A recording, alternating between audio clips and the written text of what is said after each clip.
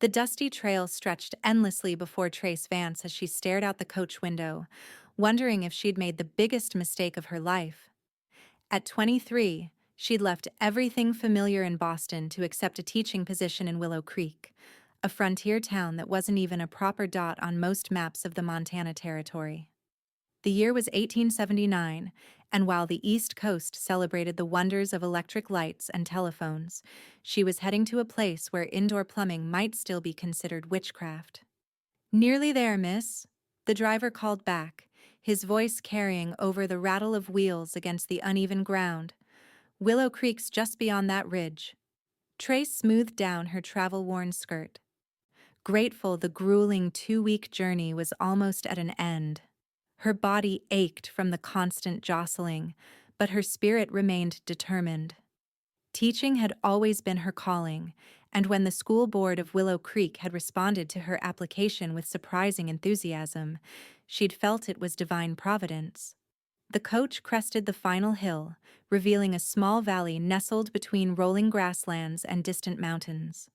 Willow Creek was smaller than she'd imagined a main street with perhaps 24 buildings, surrounded by scattered homesteads and ranches that dotted the landscape like islands in a sea of prairie grass. "Welcome to your new home," the driver announced with a chuckle that didn't inspire confidence. As they rolled into town, Trace noticed eyes tracking the coach's progress. News traveled fast in small communities, and the arrival of the new schoolteacher was evidently the day's excitement. The coach pulled to a stop outside what appeared to be a general store, its weathered sign swinging gently in the afternoon breeze. "Miss Vance?"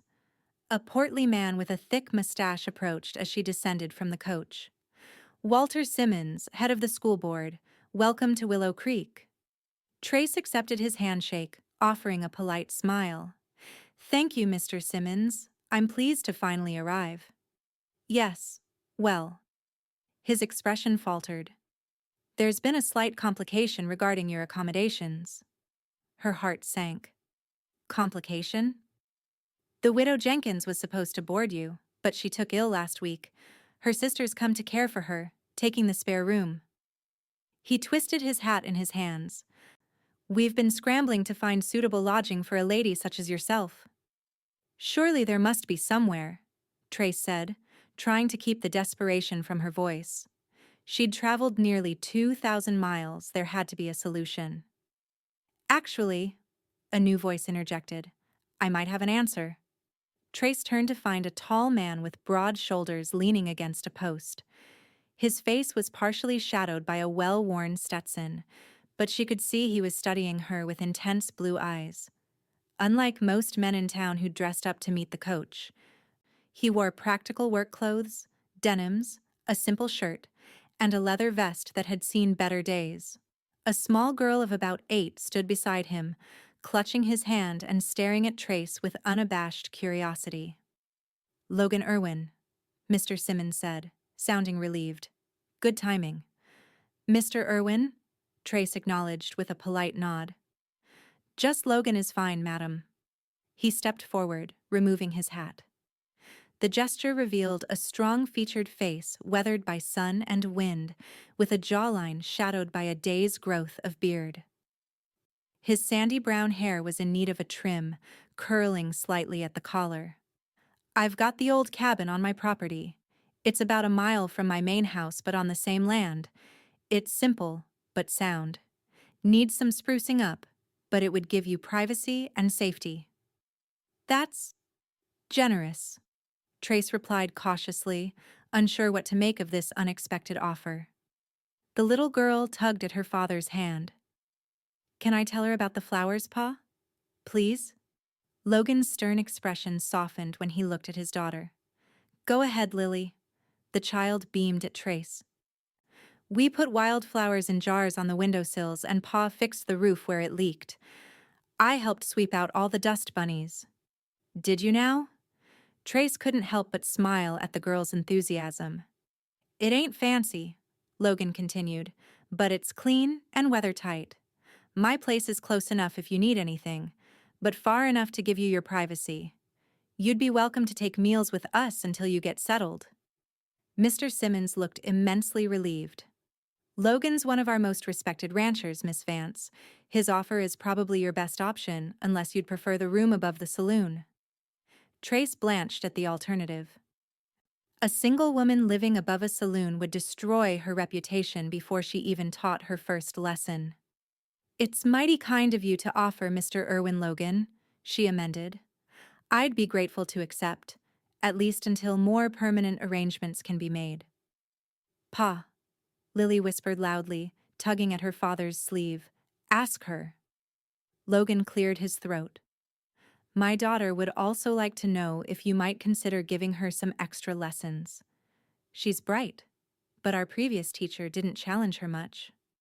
"I love books," Lily added eagerly. "I read all of Pa's, even the boring ones with no pictures." Trace knelt to the girl's level. "I would be delighted to work with you, Lily. Perhaps you could help me get to know the other children in town?" The girl's face lit up. "Yes, madam. I know everybody."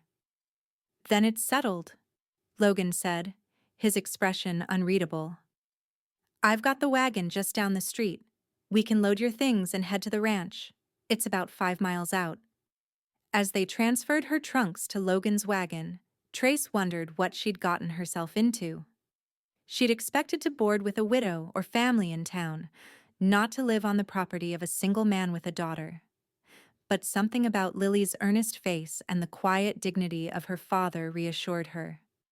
This was the frontier, after all. Adaptability was essential.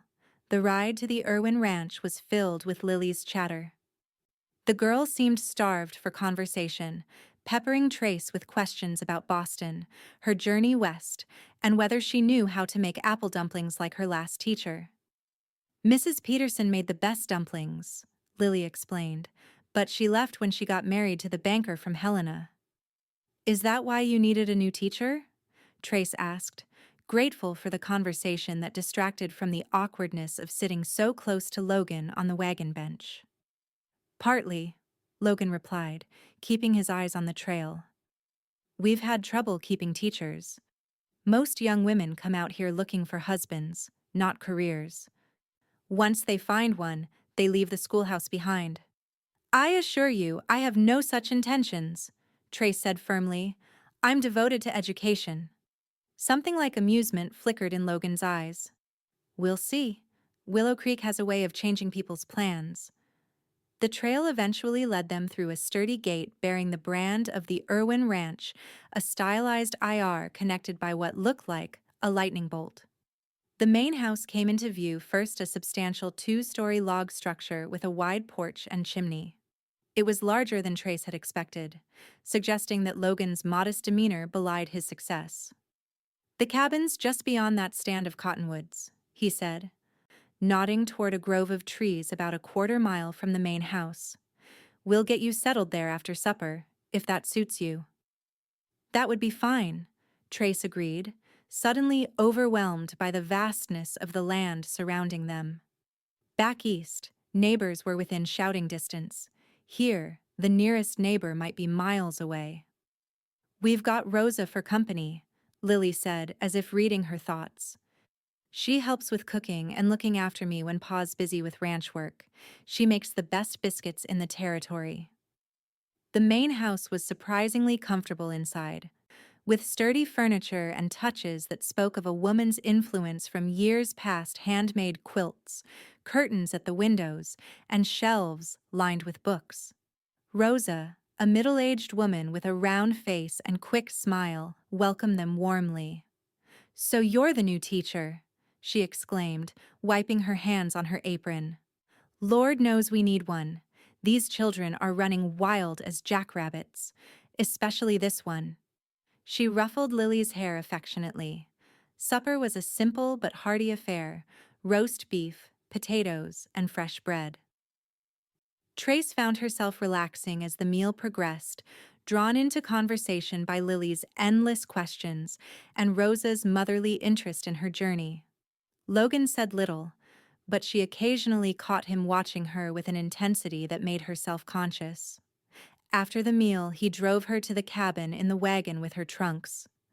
Twilight was settling over the land, turning the mountains purple against the darkening sky. The cabin was indeed small but sturdy, with a main room containing a table, chairs, and a cook stove, plus a smaller bedroom off to one side. As Lily had promised, jars of wildflowers brightened the windowsills. "It's not much," Logan said, carrying in her larger trunk, "but it should serve until something better comes along." "It's perfectly adequate," Trace assured him, genuinely touched by the effort they'd made. "Thank you for your hospitality. Lily wanted to make sure you felt welcome." He cleared his throat. "She hasn't had many women in her life since her mother passed 6 years ago." "I'm sorry for your loss," Trace said softly. Logan nodded once, acknowledging her sympathy without inviting further discussion. "There's water from the pump out back. Outhouse is behind the cabin. If you need anything, just wave the lantern outside your door, and I'll see it from the house." After he left, Trace sat on the edge of the bed, suddenly overcome by the enormity of what she'd done. She was alone in a cabin on a stranger's property, thousands of miles from everything familiar. For a moment, doubts threatened to overwhelm her. Then she noticed a small book on the bedside table, a collection of poetry by Elizabeth Barrett Browning. Opening it, she found a childish note scrawled on the inside cover. "For the teacher. Welcome to Willow Creek. Your friend, Lily Irwin." Trace smiled, tracing the careful lettering with her fingertip. Perhaps she wasn't entirely alone after all. The next morning dawned bright and clear. Trace had just finished dressing when a knock sounded at her door. She opened it to find Lily bouncing on her toes, a basket in her hands. "Good morning, Miss Vance. Pa sent breakfast since you don't have food yet. He said we'd go to town today to get your supplies." The girl presented the basket proudly. "I helped Rosa pack it." "Thank you, Lily. Would you like to join me?" The girl needed no second invitation, chattering happily as Trace unpacked fresh biscuits, jam, and hard-boiled eggs. "Pa says I'm to show you around the cabin. Make sure you know where everything is. The pump sometimes needs extra priming in the morning, and you have to watch out for the second step on the porch. It creaks something awful." After breakfast, Logan arrived with the wagon. He'd made an effort with his appearance, Trace noticed. His hair was combed, his face freshly shaved, and he wore a clean shirt under his vest. "Morning, Miss Vance. Hope you slept well." "Very well, thank you." It wasn't entirely true. She'd lain awake listening to unfamiliar sounds for hours, but the bed had been comfortable enough. The ride to town gave Trace her first real look at Willow Creek by daylight. The main street consisted of the general store, a combined barbershop and bathhouse, a small bank, a saloon, a livery stable, and several other businesses. The schoolhouse sat at the edge of town, a white clapboard building with a small bell tower. "Looks like the welcoming committee's assembled," Logan observed dryly as they approached. A group of people had gathered outside the schoolhouse, clearly waiting for them. Mr. Simmons stepped forward as Logan helped Trace down from the wagon. "Miss Vance, we thought you might like to see your schoolhouse today. Classes start Monday, you know." "I'd appreciate that very much," Trace replied, smoothing her skirt. The schoolhouse was simple but serviceable, one large room with rows of benches and desks, a teacher's desk on a slightly raised platform, a blackboard, and a pot-bellied stove for winter heating. Shelves along one wall held a modest collection of books. "We've got about 25 students when everyone attends," Mr. Simmons explained. "Ages 6 to 16, all levels of learning." "Some barely know their letters," added a stern-looking woman who introduced herself as Mrs. Graves, another school board member. "Standards have been inconsistent with the turnover of teachers." "I understand," Trace said, already formulating plans. "I'll assess each student's level and organize appropriate groupings." "The key to the schoolhouse will be yours," Mr. Simmons said, handing her a large iron key. "Feel free to come by any time to prepare." The rest of the day passed in a flurry of introductions and errands. Logan patiently escorted her through town, helping her select supplies at the general store food staples, lamp oil, and other necessities. Trace was conscious of curious eyes following them, and more than once caught whispers behind raised hands. "Don't mind them," Logan said quietly as they left the store. "New faces are rare enough to be interesting. A pretty new face is practically a spectacle." Trace felt heat rise to her cheeks at the casual compliment. "I'm sure they'll lose interest once school begins." "Maybe." He didn't sound convinced. "Folks are just surprised to see me in town with anyone besides Lily. I don't socialize much." "Why is that?" The question slipped out before she could stop it. Logan was silent for so long she thought he wouldn't answer. Finally, he said, "Raising a daughter alone and running a ranch doesn't leave much time for socializing. Besides, most folks around here have long memories." "Memories of what?" He shook his head. "Another time, perhaps. Lily's waiting for us at the bakery." As promised, Lily was perched on a bench outside the bakery, finishing what appeared to be a cinnamon roll. "Miss Vance, Mrs. Baker says you can have a free pastry since you're new in town." The next few days fell into a pattern. Trace spent mornings at the schoolhouse, organizing books and planning lessons.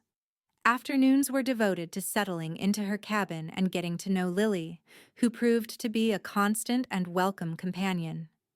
The girl's curiosity was boundless, and her delight in sharing her world with Trace was infectious. Logan remained something of a mystery. He was unfailingly polite, but maintained a certain distance, appearing mainly at mealtimes when Trace joined them at the main house. She learned from Lily that he'd come to Montana 15 years earlier as a young man of 20, working first as a ranch hand before starting his own spread.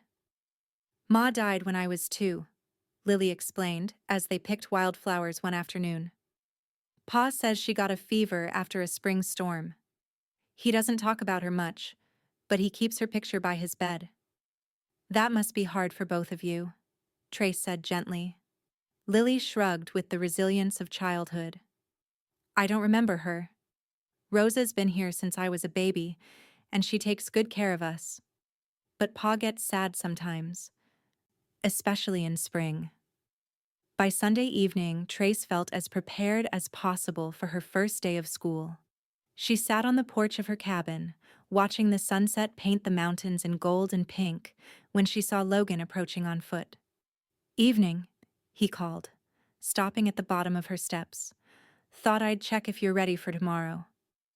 "As ready as I'll ever be," she admitted, though I confess to some nervousness. "You'll do fine." He hesitated, then asked, "Mind if I join you for a spell?" She gestured to the second chair on the porch. "Please do." They sat in companionable silence for a few minutes, watching the colors deepen across the landscape. Finally, Logan spoke. "Lily's mighty taken with you. The feeling is mutual. She's a remarkable child." "She is that." Pride softened his features. "Smart as a whip, like her mother." Catherine loved books too. She was teaching at a finishing school in Denver when we met. Trace was surprised by this voluntary mention of his late wife. She must have been special to leave that position and come to the frontier. A small smile played at his lips. "She said meeting me was worth upending all her sensible plans. I tried to talk her out of it. Told her life out here was hard, especially for a woman used to city comforts. She just laughed and said she'd rather have adventure with me than security without me. She sounds brave. Bravest person I ever knew." His voice roughened. "When she died, I thought, well, it doesn't matter what I thought. Had a little girl who needed me, so I kept going." "You've done a wonderful job with Lily," Trace said softly. Logan's gaze returned to the darkening horizon. "Done my best. But a girl needs a woman's influence too. That's why your coming here might be—" He trailed off, then stood abruptly. "It's getting late. I should let you rest before your big day tomorrow." Trace wanted to ask what he'd been about to say, but something in his expression stopped her. "Thank you for checking on me, and for everything else." He nodded once, settling his hat back on his head. "Lily and I will drive you to the schoolhouse in the morning. Sleep well, Miss Vance." "Trace," she said impulsively. "My friends call me Trace." His eyes met hers, and something passed between them, a current of understanding, perhaps, or the first tentative bridge across the careful distance he maintained. "Good night, Trace," he said quietly, and then he was gone. A silhouette fading into the gathering darkness. Monday morning arrived with a chorus of bird song and a sky washed clean by overnight rain. Trace dressed with particular care in a high-necked blue dress that she hoped struck the right balance between authority and approachability. Her palms were damp with nerves as she climbed into Logan's wagon, but Lily's excitement was contagious. "Everyone's going to love you," the girl declared confidently. "Even mean old Timothy Jenkins, who put a snake in Mrs. Peterson's desk." "I certainly hope there will be no reptiles in my desk," Trace said, trying to sound stern despite her smile. "I'll keep an eye on Timothy," Logan promised, his eyes crinkling at the corners. The expression transformed his usually solemn face, giving Trace a glimpse of the younger man he must have been before grief etched its lines into his features. The schoolyard was filled with children of various ages when they arrived, along with a number of parents who had come to inspect the new teacher. Trace took a deep breath, squared her shoulders, and accepted Logan's hand to step down from the wagon. "Remember," he said quietly, for her ears alone, "half of teaching out here is just showing them you won't be run off easily. Stand your ground, and they'll respect you for it." With that encouragement bolstering her confidence, Trace moved toward the schoolhouse, aware of the sudden hush that fell over the yard as all eyes turned to her. She smiled warmly, making eye contact with as many children as possible. "Good morning," she called. "I'm Miss Vance, your new teacher. I'm very pleased to meet all of you." A small boy of about 6 edged closer, staring up at her with solemn eyes. "Are you going to be mean like Mr. Finch? He used a ruler on my knuckles." Trace knelt to his level, ignoring the dirt that would surely stain her skirt. "I believe we learn best in an environment of mutual respect. I won't be using any rulers on knuckles, but I do expect everyone to try their hardest and behave with courtesy." The boy considered this, then nodded gravely. "That seems fair." "I think so too," Trace agreed, rising to her feet. She rang the small handbell she'd brought, watching with satisfaction as the children began to line up by age, a routine they clearly knew well. "Shall we begin our day?" The morning passed in a whirlwind of introductions, assessments, and establishing routines. As Mr. Simmons had warned, the students' abilities varied widely. Some of the older children read at levels that would have suited much younger students in Boston, while others showed remarkable aptitude despite limited formal education. Lily, Trace noted with pleasure, was indeed exceptionally bright. She read fluently, calculated sums quickly, and asked thoughtful questions. She also watched Trace with undisguised admiration that was both touching and slightly unnerving. When the lunch hour arrived, the children scattered to eat the food they'd brought from home. Trace was just unpacking her own modest meal when she heard a commotion in the schoolyard. She hurried outside to find a circle of children watching as a tall, lanky boy of about 14 twisted the arm of a much smaller child. "Timothy Jenkins, you release him this instant," Trace called, recognizing the bully Lily had mentioned.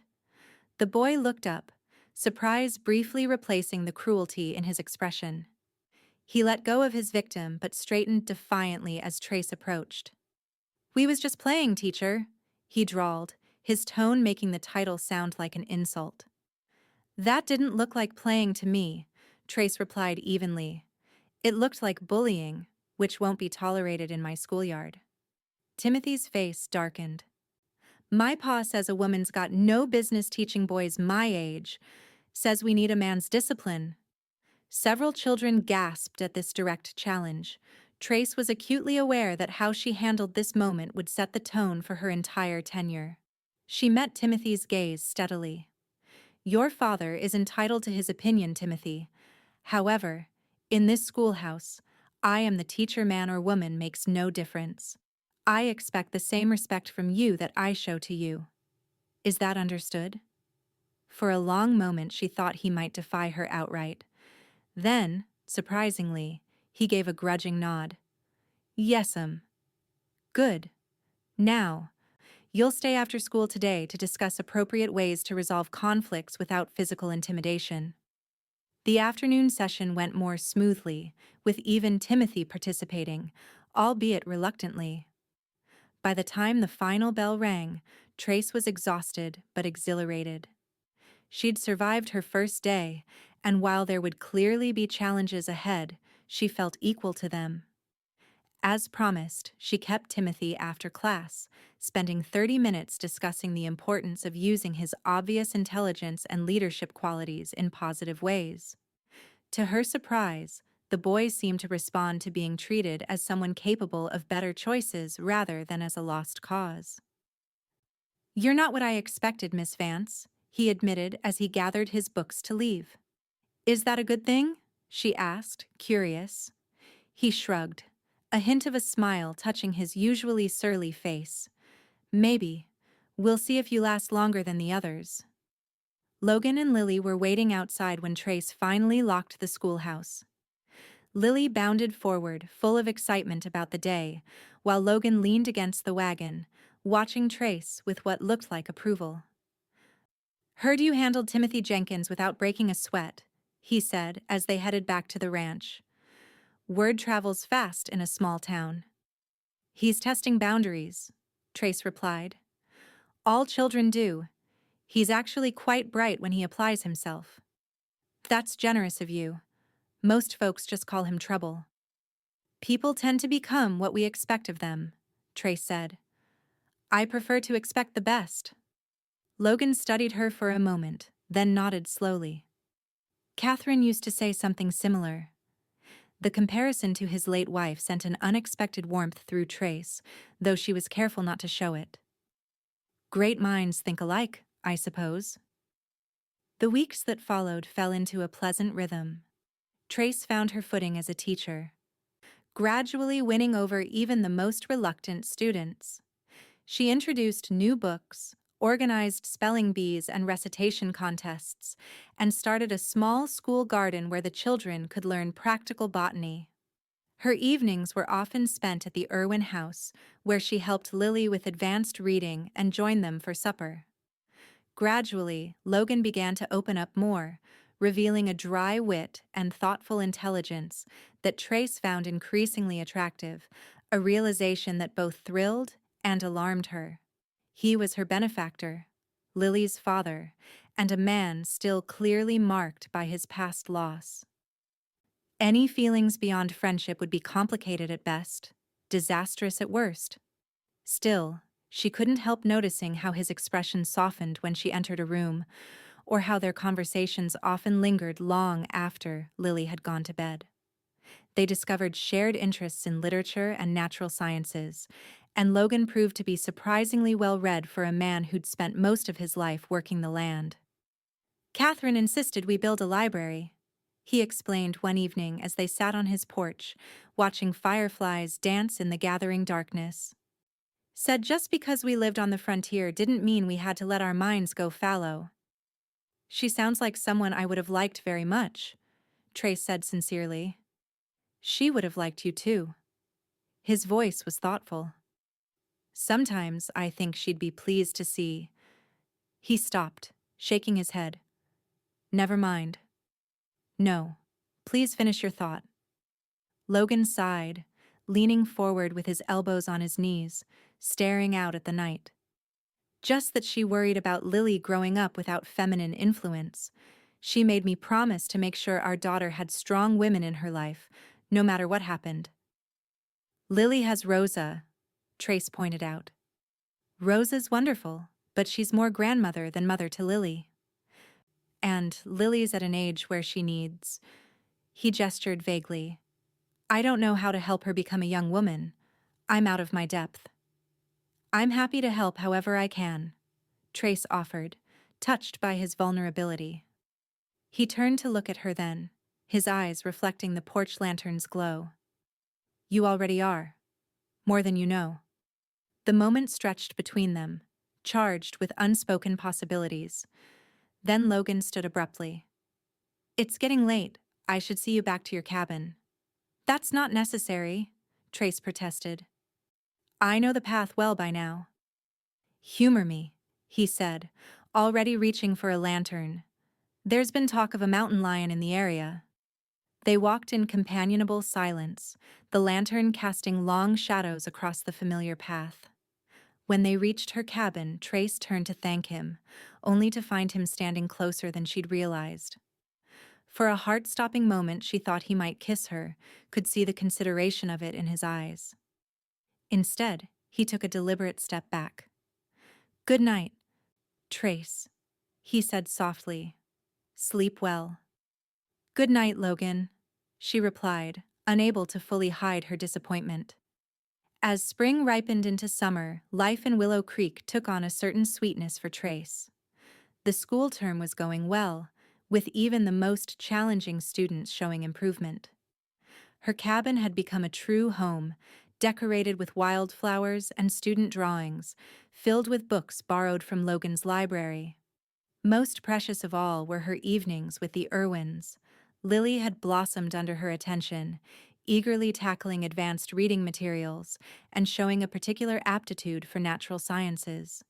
Logan had begun teaching Trace to ride, an essential skill for frontier living that she'd never mastered in Boston. These lessons often led to excursions across his land, showing her hidden meadows, pristine streams, and spectacular vistas that took her breath away. It's so beautiful, she murmured one afternoon as they sat on horseback atop a ridge overlooking the valley. I never imagined such open spaces existed. That's what captured me when I first came west, Logan admitted. The endless possibilities of it. Back east, everything felt mapped and claimed, every life following predetermined paths. Out here, a person could reinvent themselves, become whoever they wanted to be. Is that what you did? Trace asked, curious about his past. A shadow crossed his face. In some ways. I left some things behind that needed leaving. Found other things I never expected, like Catherine, then Lily. And now? She asked, heart beating faster. What do you seek now? His gaze met hers, intense and searching. Peace, maybe, or second chances. Before she could respond, a distant rumble of thunder interrupted the moment. Logan glanced at the darkening western sky with a frown. Storm's coming in fast. We should head back. They rode quickly, but the storm moved faster. They were still a mile from the ranch when the heavens opened, drenching them within seconds. By the time they reached the main house, they were both soaked to the skin, laughing breathlessly as they dismounted and ran for the porch. You're shivering, Logan observed as they stood dripping on the covered veranda. Rosa's visiting her sister in town, but I can stoke the fire while you change. There are some of Catherine's old things in the trunk upstairs that might fit you. What about Lily? Trace asked, suddenly realizing the girl wasn't running out to greet them as usual. She's at the Millers for the day their daughter's birthday celebration. Jacob will bring her home after supper. He opened the door, gesturing for her to enter. Go on up to the spare room, second door on the right. I'll bring you some hot tea. Trace hesitated only briefly before the practical need for dry clothing overcame propriety. She hurried upstairs, finding the spare room easily. The promised trunk sat at the foot of a neatly made bed. Opening it, she discovered carefully packed dresses, shawls, and other garments. She selected a simple blue dress that looked close to her size, along with necessary undergarments, feeling strangely intimate handling Catherine's belongings. Once changed, she made her way back downstairs to find Logan stoking a fire in the main room. He'd also changed into dry clothes, a clean shirt and denims that emphasized his tall, lean frame. He turned at her approach, his expression softening as he took in the sight of her in his late wife's dress. "It suits you," he said quietly. "I hope it's all right that I chose this one," Trace replied, suddenly self-conscious. "More than all right." He gestured to a chair near the fire. "Tea's steeping in the kitchen. I'll fetch it." As they sat before the fire, sipping tea and listening to the rain pound against the roof, Trace felt a curious sense of belonging. It was dangerous to imagine this could be more than a temporary arrangement, that she could have a permanent place in this house, in the lives of this man and his daughter. Yet she couldn't stop her mind from wandering down that path. "Penny for your thoughts," Logan said, interrupting her reverie. "I was just thinking how quickly this place has come to feel like home," she admitted. "I never expected that when I left Boston." "And is that a good thing?" "Yes," she said without hesitation. "Though it complicates matters." He set his teacup aside, turning to face her more directly. "How so?" Trace took a deep breath. Honesty had always been her policy, even when it was difficult. "I came here to teach, to build a career. I didn't expect to form attachments." "Attachments," he repeated, his voice carefully neutral. "To Lily, you mean?" "To Lily, yes. And—" she met his gaze steadily. "To you as well." The silence that followed seemed endless, broken only by the crackling fire and the diminishing patter of rain on the roof. Logan's expression was unreadable as he studied her face. "I should apologize," he finally said, "for not being more careful." Trace's heart sank. "You've done nothing wrong. Haven't I?" He stood, pacing to the window. "I invited a young, unmarried woman to live on my property, knowing full well what the town would say, knowing what Lily would hope for, knowing what I might begin to feel myself." Hope fluttered in Trace's chest. "And what is that? What do you feel, Logan?" He turned back to her, conflict evident in his expression. "Things I have no right to feel. You're just starting your life, your career. You deserve better than a widowed rancher with a painful past." "Shouldn't that be my decision?" Trace rose, moving toward him. "I'm not a girl, Logan. I'm a woman who knows her own mind and heart." "Do you?" He held his ground as she approached. "You've been here less than 3 months. The novelty of frontier life." "Has nothing to do with how I feel about you," she interrupted firmly. "Or about Lily. I care for you both, deeply. More than I thought possible in such a short time." They stood facing each other, close enough that she could see the pulse beating in his throat, could smell the clean scent of soap and pine that always surrounded him. "I promised myself I wouldn't do this," he said, his voice rough with emotion. "Wouldn't complicate your life here." "Some complications are worth having," Trace whispered. The storm chose that moment to reassert itself.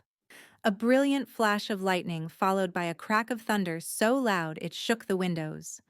Trace started involuntarily, and Logan's hands came up to steady her, catching her arms. The touch broke whatever restraint had held him back. With a sound somewhere between a sigh and a groan, he pulled her gently toward him. His kiss was tentative at first, as if giving her every chance to pull away. When she responded instead, her hands sliding up to his shoulders, the kiss deepened, years of loneliness and longing pouring into the connection between them. When they finally parted, both breathing rapidly, Logan rested his forehead against hers. "I've wanted to do that since the day you arrived," he confessed.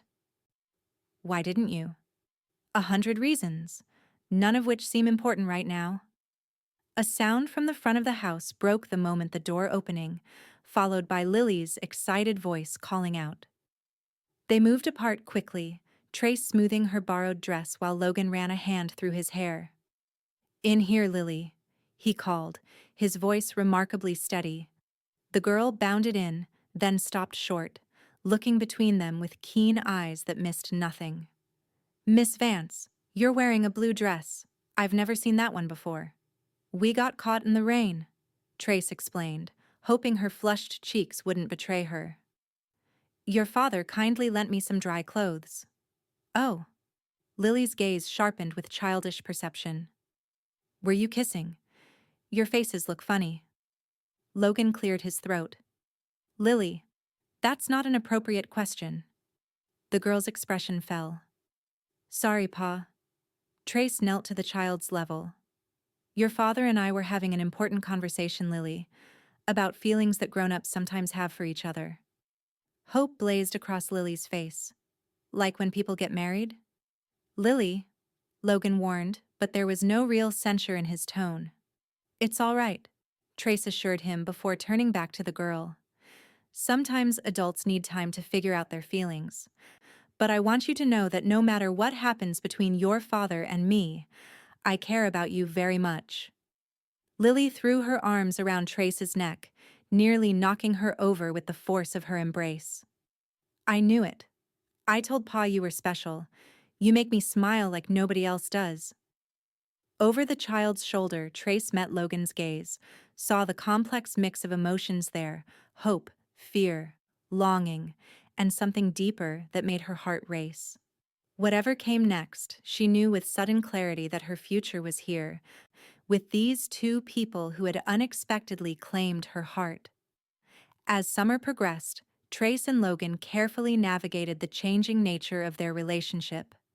They were discreet, mindful of her position as the town's teacher and the example they set for Lily.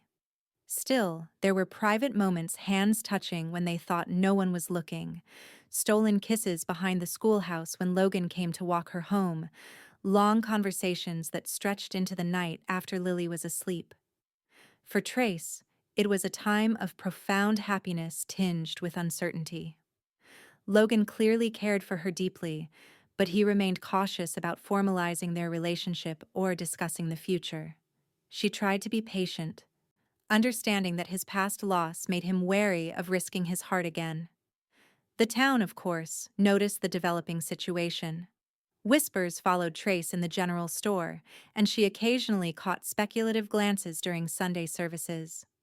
Most seemed approving Logan was respected in the community, and people were glad to see him finding happiness again. A few, like Mrs. Graves from the school board, were more critical, hinting that a teacher should maintain stricter propriety. Pay them no mind, Rosa advised one afternoon when she found Trace looking troubled after an encounter with the stern woman. That one's been a sourpuss since her fiancé jilted her 20 years ago. Besides, the good Lord never meant for people to be alone. Logan's been alone too long, and so has Lily. I just don't want to cause problems, Trace admitted. For Logan or for my position at the school. Rosa snorted dismissively. This town needs you more than you need them. As for Logan, her expression softened. That man looks at you the way a man dying of thirst looks at water. Whatever's holding him back, it isn't lack of feeling. The mystery of what exactly was holding Logan back became clearer on a warm August evening. They were sitting on the porch of Trace's cabin, enjoying the sunset after a long day. Lily had fallen asleep inside, exhausted from an afternoon of swimming in the creek. There's something I need to tell you, Logan said suddenly, breaking a comfortable silence. Something about my past that you should know before things go any further between us. Trace turned to him, noting the tension in his jaw. You can tell me anything. He stared out at the darkening landscape, as if gathering courage. I told you I came west 15 years ago to start fresh. What I didn't say was why. He took a deep breath. I was running from the law. Of all the confessions she might have expected, this wasn't one of them. The law? What happened? I was 19, working at my uncle's smithy in Pennsylvania. There was a man in town, Harlan Reed, who owned the local mill. Cruel man. Worked his people half to death for starvation wages. My cousin Martin worked for him. Logan's voice grew harder. Reed caught Martin taking food scraps home to his starving family, accused him of stealing, beat him so badly he never walked right again. That's terrible, Trace said softly. I confronted Reed, demanded he pay Martin's doctor bills. He laughed in my face. Said he'd make sure Martin never worked again anywhere in the county. Logan's hands clenched into fists at the memory. We fought. I was young, strong from the forge. I hit him harder than I meant to. He fell, struck his head on a stone. Died 3 days later without waking. Trace reached for his hand, feeling the tension in his fingers. It was an accident. The law didn't see it that way. Reed had powerful friends. They were calling it murder, talking about hanging me. His voice dropped. My uncle gave me what money he could spare and told me to run west. Said once I crossed the Mississippi, I should change my name and never look back. Understanding dawned. So Logan Irwin isn't your real name? He met her eyes directly. Logan is my middle name. I was born Elias Logan Irwin. I dropped the Elias and started fresh. Built this place, met Catherine, tried to be the man she thought I was. Did she know? Eventually. Told her before I proposed. Said she deserved to know who she was really marrying. A ghost of a smile touched his lips. She said the past didn't matter, only what I'd made of myself since. She was right, Trace said firmly. You're a good man, Logan. What happened was tragic, but not malicious. Maybe, but it's why I've kept to myself all these years. Why I was reluctant to get close to you. He squeezed her hand. If my real identity ever came to light, it could mean prison, even hanging. I couldn't bear for you or Lily to see that. Is that likely after so many years? Trace asked practically. Surely the case is long forgotten. Probably, but not certainly. He sighed heavily. You deserve to know the truth before things went further between us. I understand if it changes how you feel. Trace reached up to touch his face, turning it toward her. It doesn't change anything that matters. The man you are now, the man I've come to love, that's who's real to me. He stilled at her words. You love me? Yes, she said simply. I do. For a long moment he just looked at her, wonder and disbelief warring in his expression. Then he gathered her into his arms, holding her as if she might disappear. I love you too, he whispered against her hair. God help me, I've tried not to, but I do. Inside the cabin, Lily stirred and called out sleepily. They moved apart reluctantly, both smiling. I should take her home, Logan said, rising. Logan, Trace caught his hand. Thank you for trusting me with your past. He nodded once, his eyes full of emotions too complex to name. Thank you for not running from it. The first hint of autumn was in the air when the letter arrived. Trace was at the schoolhouse preparing for the fall term when Mr. Simmons brought it personally, his expression uncharacteristically solemn. This came for you on yesterday's mail coach, he said, handing her an official-looking envelope. From the Boston School Board. Trace took it with a frown. She hadn't corresponded with her former employers since accepting the position in Willow Creek. Opening the letter, she scanned its contents, her heart sinking with each line. Mr. Simmons waited anxiously. Bad news? Not exactly, she said slowly. It's an offer. The headmistress at the Boston Ladies' Academy is retiring. They're offering me her position, a significant promotion from my previous role there. I see. Mr. Simmons twisted his hat in his hands. And will you be accepting? Trace folded the letter carefully. I need time to consider. Word of the offer spread through town with typical frontier speed. By the time Trace arrived at the Irwin Ranch that evening, Logan was waiting on the porch, his expression guarded.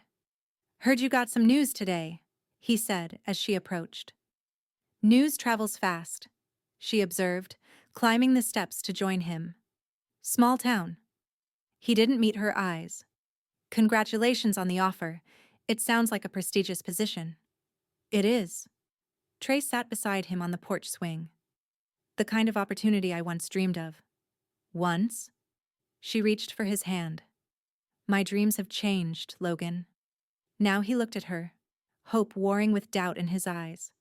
Have they? This is what you worked for your whole career. A chance to shape young women's education at the highest levels. It would also mean leaving everyone I've come to care about here, she said quietly. Leaving you and Lily. Logan's grip on her hand tightened.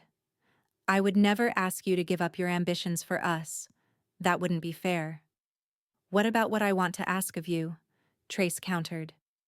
Would it be fair for me to ask you to consider a different future, one where we face whatever comes together? What are you saying, Trace? She took a deep breath, gathering her courage. I'm saying that I love you, Logan Irwin, or whatever your name truly is. I love Lily.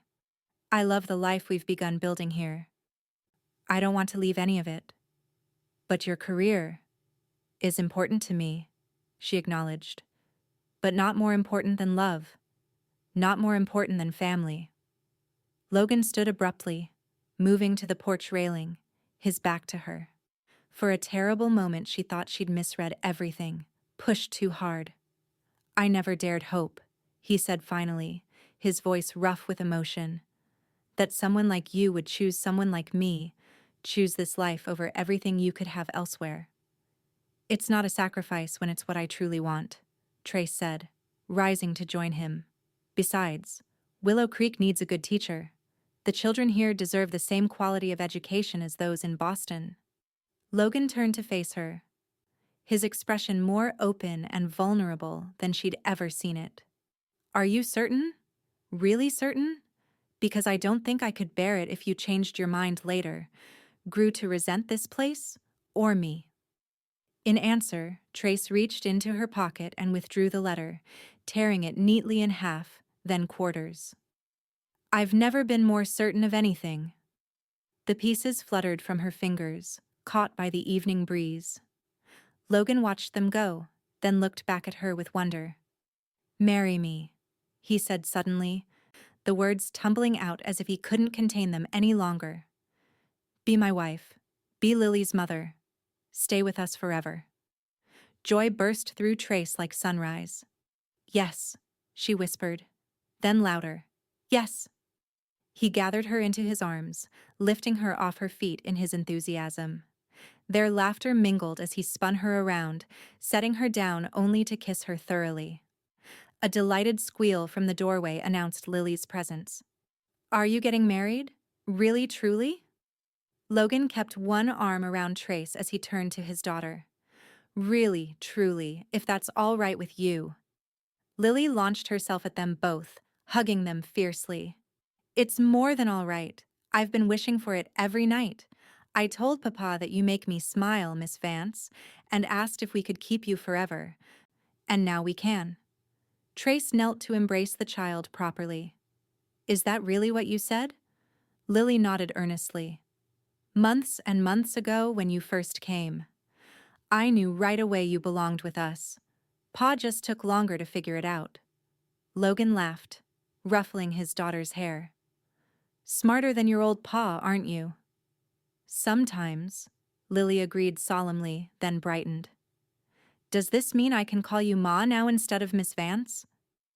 The question brought tears to Trace's eyes. I would be honored if you did, Lily, but only when you're ready. I'm ready now, the girl declared, throwing her arms around Trace's neck again. I love you, Ma. Over Lily's shoulder, Trace met Logan's gaze, saw the same joyful tears there that she felt on her own cheeks. Whatever challenges lay ahead, whether from his past or her career ambitions, they would face them together, as a family. The wedding took place on a crisp October afternoon, with the aspen trees blazing gold against the mountains. The entire town turned out for the celebration, held on the Irwin Ranch under a canopy of autumn leaves. Trace wore a simple ivory dress with wildflowers in her hair, while Logan cut a handsome figure in a new suit ordered specially from Denver. Lily, radiant in a blue dress that matched her eyes, served as her father's best girl and Trace's attendant, proudly carrying a basket of flower petals that she scattered with enthusiasm, if not precision.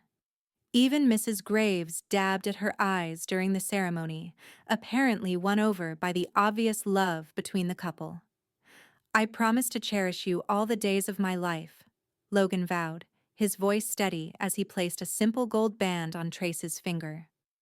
"To be your partner, your friend, your shelter in any storm. What I have is yours. What I am is yours." "I promise to stand beside you through whatever comes," Trace responded, her heart so full it seemed impossible to contain her joy. "To be your comfort, your confidant, your home. My heart is yours, now and always." The kiss that sealed their vows was met with cheers and a few good-natured whistles. As they turned to face their friends and neighbors as husband and wife, Lily slipped between them, taking each of their hands. "We're a real family now," she announced, beaming up at them. "We certainly are," Logan agreed, squeezing her hand. The celebration continued well into the evening, with dancing, feasting, and toasts to the new family's happiness. As twilight descended, lanterns were lit around the property, casting a golden glow over the festivities. Trace found herself taking a moment apart, watching her new husband swing Lily around in a dance, both of them laughing with abandoned joy. "You look happy," Rosa observed, appearing at her side with a cup of punch. "It suits you." "I am happy," Trace confirmed, accepting the drink gratefully. "Happier than I ever imagined possible." "Good. That man and that child deserve some happiness. And so do you." The older woman patted her arm affectionately. "Catherine would have approved, you know. She always said if anything happened to her, she hoped Logan would find someone kind and strong to love him and Lily." "I hope I can live up to that," Trace said softly. "You already are." Rosa nodded toward where Logan was now making his way toward them, his eyes never leaving Trace. "Just keep loving them, and everything else will find its way." Logan reached them, slightly out of breath from dancing. "May I steal my wife away for a moment, Rosa?" "You may indeed. I'll keep an eye on that daughter of yours." She moved away, leaving them alone. Logan took Trace's hand, leading her away from the celebration toward a quiet spot beneath an ancient oak tree. In the distance, the mountains were silhouetted against the darkening sky, while closer at hand, fireflies blinked like earthbound stars among the tall grasses. "Happy?" he asked, drawing her into his arms. "Completely," she assured him, resting her head against his chest. "And you?" "More than I have words to express." He tilted her face up to his. "I never thought I'd have this again, a family. A future full of hope instead of shadows." "No more shadows," Trace promised. "Just light from here forward." "I believe that when you say it," he murmured, lowering his mouth to hers. Their kiss was a promise, a beginning, a bridge from what had been to what would be. When they parted, they remained close, foreheads touching, sharing the same breath. "Pa, Ma, come quick!" Lily's excited voice broke the moment. "Mr. Jenkins brought the biggest cake I ever saw." They turned to find her bouncing impatiently several yards away, her dress slightly rumpled from play, her face alight with childish excitement. "We're coming, sweetheart," Trace called, laughing at her enthusiasm. As they walked back toward the celebration, arms around each other and Lily skipping ahead, Trace felt a sense of rightness settle over her like a blessing. Boston and its opportunities seemed as distant as another life, one that might have been satisfying, but could never have brought her this particular joy. She had found her place, her purpose, her family. And as the stars began to appear overhead and the music swelled around them, She knew with absolute certainty that she was exactly where she was meant to be. 5 years later, on another perfect autumn day, Trey stood on the porch of the expanded Irwin home, watching as Logan gave riding lessons to their 3-year-old son James in the paddock nearby. Lily, now 13 and blossoming into a thoughtful young woman, sat on the steps reading a novel Trace had ordered specially from Chicago. The years had brought changes both expected and surprising. The school in Willow Creek had grown, necessitating the hiring of a second teacher to assist Trace, who now served as headmistress.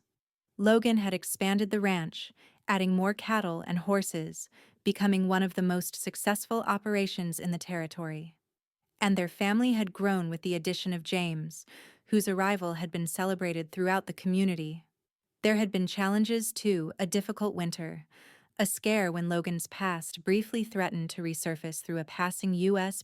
Marshal, thankfully resolved through the intervention of friends in town who vouched for Logan Irwin without question. Lily's occasional adolescent storms. But through it all, they had faced life together, their bond only strengthening with each obstacle overcome. "Mama, look," James called out, his chubby hands clutching the saddle horn as Logan led the gentle mare in a slow circle. "I'm riding all by myself." "I see you, my brave boy," Trace called back, smiling at his excitement. Logan glanced up, catching her eye with a smile that still made her heart race after all their years together. In that look was everything they had built: trust, partnership, passion, and an enduring love that continued to deepen with time. Lily closed her book, coming to stand beside Trace. She was nearly as tall as her stepmother now, her blue eyes thoughtful as she watched her father and brother. "You know what I was just thinking?" she asked. "What's that?" "Remember when you first came here and I asked Pa if we could keep you forever?" She smiled at the memory. "I was so afraid he'd say no." "I'm glad he said yes," Trace replied, wrapping an arm around the girl's shoulders. Lily leaned into the embrace.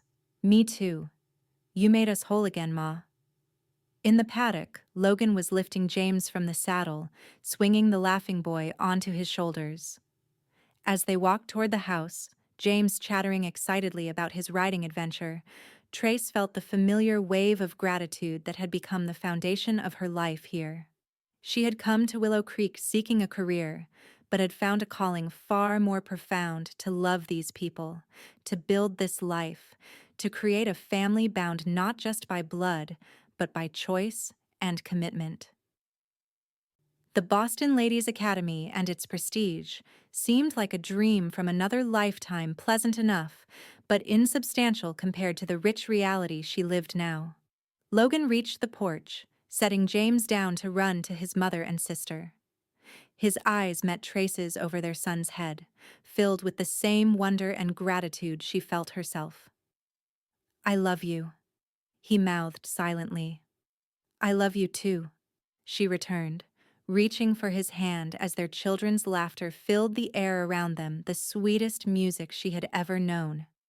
In that moment, surrounded by the family that had claimed her heart, Trace knew with absolute certainty that some journeys led exactly where they were meant to, even when the destination was nothing like what had been planned. Her journey had led her here to this man, these children, this life, and she wouldn't change a single step of the path that had brought her home.